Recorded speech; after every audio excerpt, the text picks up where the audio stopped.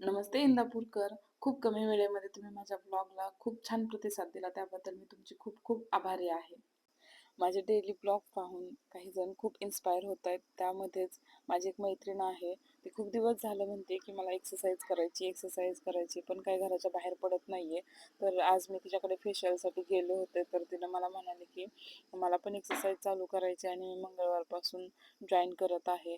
हे ऐकून मला खूप छान वाटलं की आपल्याला पाहून कोणतरी काहीतरी चांगला डिसिजन घेत आहे आणि सुरुवात पण करत आहे. आषाढ महिना चालू आहे आणि या महिन्यामध्ये ग्रामदेवतांचं दर्शन घ्यायला जातात सगळेजण. आम्ही पण दरवर्षी जातो. तर या पाठीमागे अंधश्रद्धा नाहीये.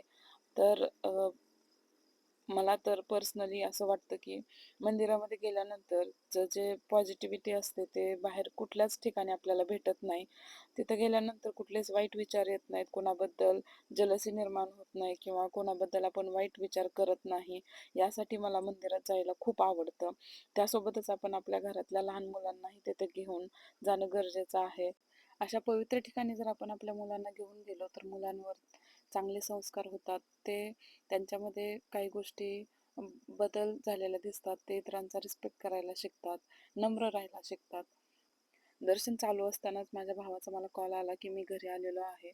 घरी आले तर बघते तर त्याच्यासोबत त्याचे सिनियर पण आलेले होते. त्यांच्याकडे मला एक बॉटल दिसली. मी त्यांना विचारलं हे काय आहे?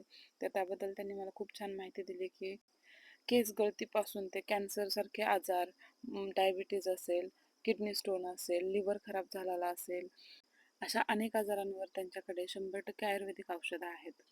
तर असा गेला आजचा दिवस. चला भेटूया पुढच्या ब्लॉगमध्ये. तोपर्यंत एक्सरसाइज करा, हेल्दी खा आणि हेल्दी राहा. Thank you so much.